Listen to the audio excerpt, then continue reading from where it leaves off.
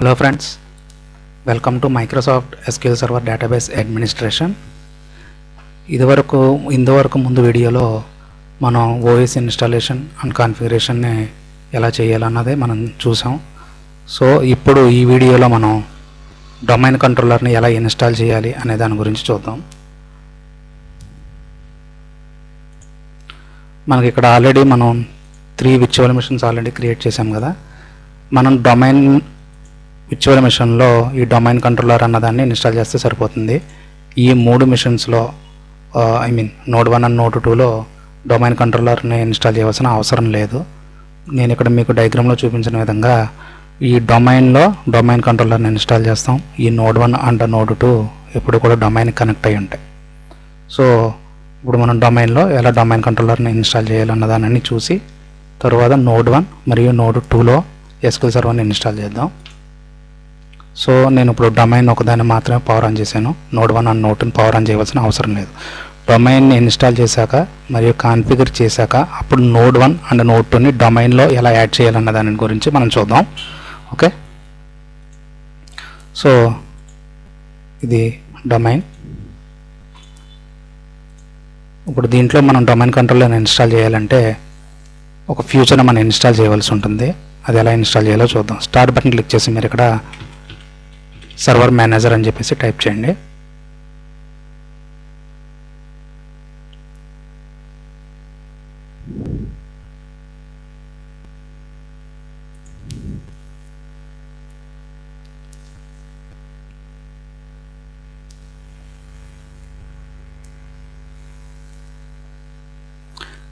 ఈ సర్వర్ మేనేజర్ని ఓపెన్ చేశాక ఇక్కడ మీకు add roles and features option కనిపిస్తుంది కదా, దాని మీద క్లిక్ చేయండి.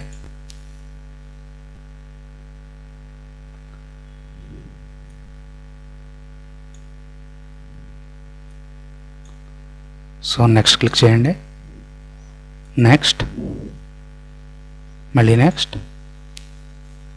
తర్వాత ఇక్కడ మనకి యాక్టివ్ డైరెక్టరీ డొమైన్ సర్వీసెస్ అని చెప్పేసి సెకండ్ ఆప్షన్ ఒకటి కనిపిస్తుంది కదా, దీన్ని చెక్ చేయండి.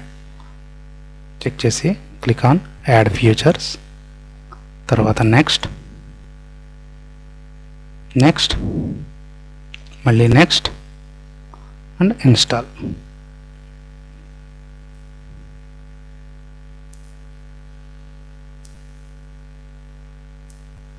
ఇది ఇన్స్టాల్ అవ్వడానికి కొంచెం సమయం పడుతుంది. అప్పటి వరకు నేను వీడియోని పాజ్లో పెడుతున్నాను. Okay, active directory domain services feature installation complete అయిపోయింది. సో ఇప్పుడు మనం డొమైన్ ఇన్స్టాల్ చేసాం. సో ఇప్పుడు డొమైన్ ఎలా కాన్ఫిగర్ చేయాలి అన్నదాన్ని ఒకసారి చూద్దాం. ఓకే, ఇక్కడ మీరు క్లోజింగ్ క్లిక్ చేయండి.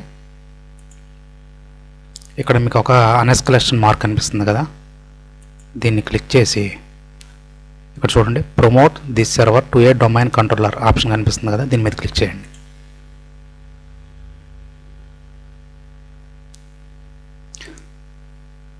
దీన్ని కాన్ఫిగర్ చేసే ముందు మనం ఒక చిన్న పని చేయాలి. అదేంటంటే ఐపీ అడ్రస్ని అసైన్ చేయాలి. ఇక్కడ మీకు దీని మీద క్లిక్ చేసి ఇక్కడ సెట్టింగ్స్ అని కనిపిస్తుంది కదా, సెట్టింగ్స్ మీద క్లిక్ చేయండి. క్లిక్ చేశాక ఇక్కడ మీకు నెట్వర్క్ అని ఉంది కదా, నెట్వర్క్ వస్తే ఇక్కడ నాట్ అని ఉంది కదా, దీన్ని బ్రిడ్జ్ అడాప్టర్గా సెట్ చేయండి. సెట్ చేసి ఓకే ప్రెస్ చేయండి. ఓకే, ఇప్పుడు మళ్ళీ విర్చువల్ మిషన్కి రండి. విర్చువల్ మిషన్కి వచ్చాక ఓఎస్ లెవెల్లో కూడా మనకు ఐపీ అడ్రస్ని సెట్ చేయవలసి ఉంటుంది. అది ఎలా అంటే స్టార్ట్ బటన్ క్లిక్ చేసి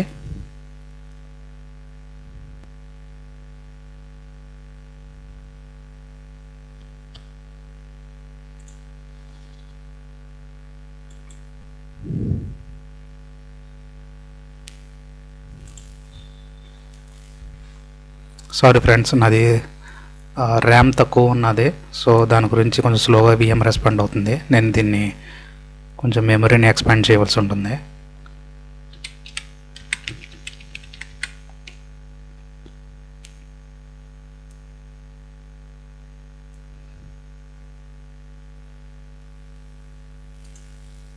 ఓకే, స్టార్ట్ బటన్ క్లిక్ చేశాక ncpa.cpl అని టైప్ చేయండి. ఇక్కడ ఎస్ అని వచ్చింది కదా, ఎస్ని క్లిక్ చేయండి. ఓకే, ఇప్పుడు స్టార్ట్ బటన్ క్లిక్ చేసి ncpa.cpl అని టైప్ చేయండి. టైప్ చేస్తే దీన్ని క్లిక్ చేయండి.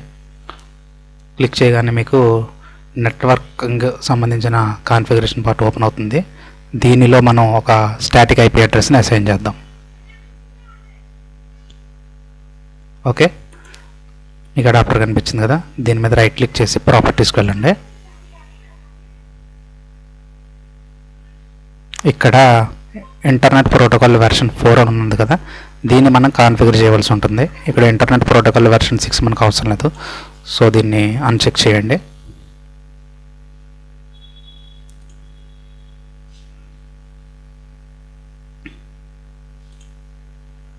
సో ఇంటర్నెట్ ప్రోటోకాల్ వెర్షన్ 4 మీద క్లిక్ చేసి ఇక్కడ మీకు ప్రాపర్టీస్ అని ఉంది కదా, ప్రాపర్టీస్కి రండి. తర్వాత ఇక్కడ మీకు 2 ఆప్షన్స్ కనిపిస్తాయి. Obtain and IP address automatically use the following IP addresses అని చెప్పేసి మనకు 2 ఆప్షన్స్ కనిపిస్తాయి. సో మీరు సెకండ్ ఆప్షన్ చూస్ చేసుకుని ఇక్కడ మీరు ఐపీ అడ్రస్ని సెట్ చేయవలసి ఉంటుంది.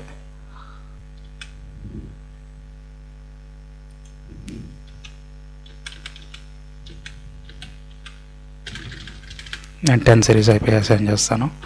10.0.0.1 సబ్నెటింగ్. ఇక్కడ డిఎన్ఎస్ సర్వర్ కూడా సేమ్ ఐపీ అడ్రస్ని అసైన్ చేయండి. ఓకే, ఇక్కడ మీరు ఎంటర్ చేస్తే గూగుల్ డిఎన్ఎస్ని అసైన్ చేయొచ్చు, లేదంటే మీరు ఎంటర్ చేయవలసిన అవసరం లేదు. ఓకే క్లిక్ చేయండి. తర్వాత మళ్ళీ ఓకే ప్రెస్ చేయండి.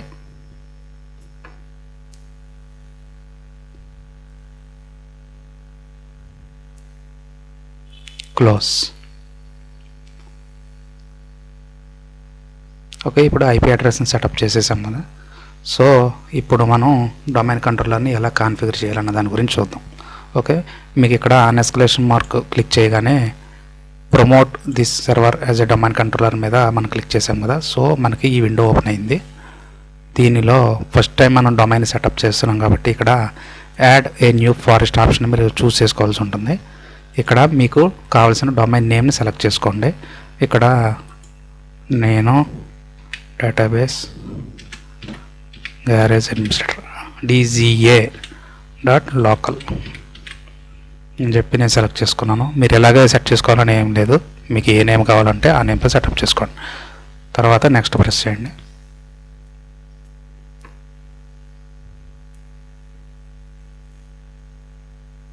తర్వాత ఇక్కడ type the directory services restore mode password అని చెప్పేసి ఉన్నది కదా, మీరు ఇక్కడ ఒక పాస్వర్డ్ని ఎంటర్ చేయవలసి ఉంటుంది. ఇది డేటా సర్వీసెస్ని రీస్టోర్ చేసేటప్పుడు మీకు ఈ పాస్వర్డ్ యూజ్ అవుతుంది.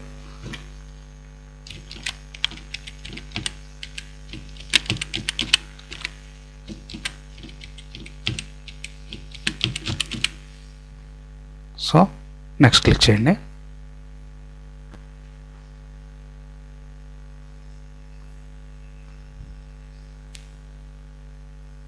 తర్వాత మళ్ళీ నెక్స్ట్.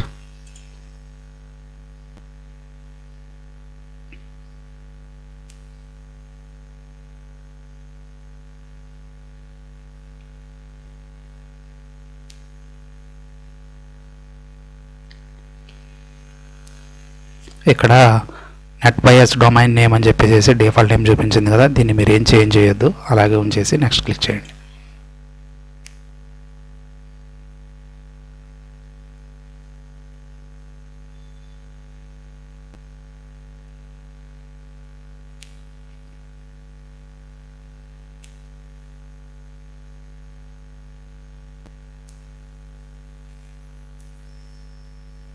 ఓకే, మళ్ళీ క్లిక్ నెక్స్ట్.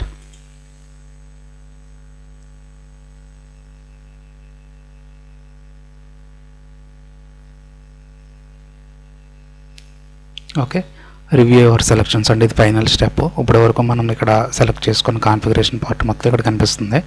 ఒకవేళ ఏమైనా చేంజెస్ చేసుకోవాలనుకుంటే ప్రీవియస్ స్టెప్కి వెళ్ళి మీరు చేంజ్ చేసుకోవచ్చు. ఓకే, నెక్స్ట్ మీద క్లిక్ చేయండి.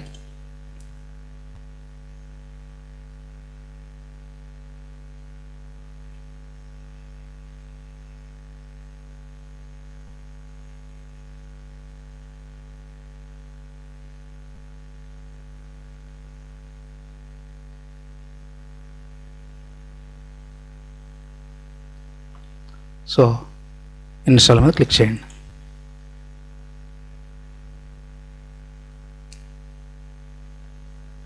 ఇప్పుడు మనకి డొమైన్ సర్వీసెస్ అనేవి కాన్ఫిగరేషన్ కంప్లీట్ అయిపోతుంది.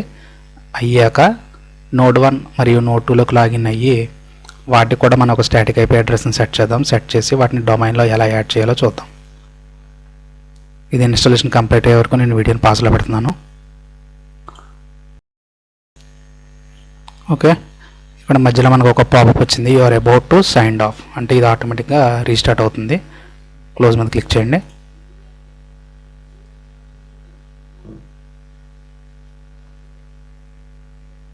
ఇది రీస్టార్ట్ కంప్లీట్ అయ్యాక మనకి డొమైన్ సర్వీసెస్ అనేవి కాన్ఫిగర్ అయినట్లే.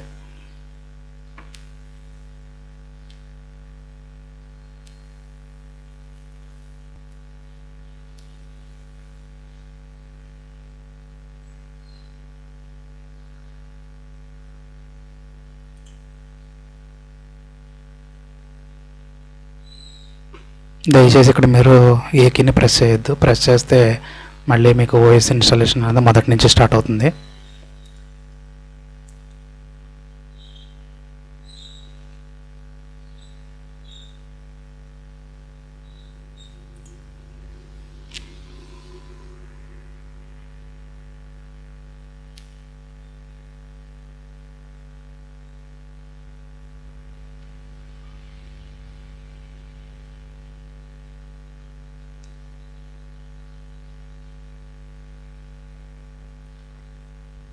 ఇది పవర్ ఆన్ అయ్యే వరకు వీడియోని పాస్లో పెడుతున్నాను.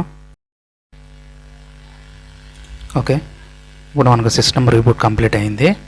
సో ఇప్పుడు మనం ఒకసారి డొమైన్ అసలు ఇన్స్టాల్ అయిందా అన్నదాన్ని ఒకసారి చెక్ చేద్దాం. ఇక్కడ మీరు ఫైల్ ఎక్స్ప్లోరర్కి వెళ్ళి దిస్ పీసీ మీద రైట్ క్లిక్ చేసి ప్రాపర్టీస్కి రండి. ప్రాపర్టీస్కి వస్తే ఇక్కడ చూడండి, డొమైన్ దగ్గర మనకి డొమైన్ నేమ్ కనిపిస్తుంది. ఫుల్ కంప్యూటర్ నేమ్ దగ్గర వచ్చేసి ఇది కంప్యూటర్ నేము, తర్వాత డొమైన్ నేమ్. సో మనకి ఇక్కడ ఇలా కనిపిస్తుంది కాబట్టి మనకి domain installation and configuration complete అయిపోయినట్టే. ఓకే, ఇప్పుడు దీన్ని ఎలాగ ఉంచేసి పవర్ ఆన్లోనే ఉంచి నోడ్ 1ని పవర్ ఆన్ చేసి దీన్ని డొమైన్లో ఎలా జాయిన్ చేయాలనే దాని గురించి చూద్దాం. నోడ్ 1 మీద క్లిక్ చేశాను, స్టార్ క్లిక్ చేశాను.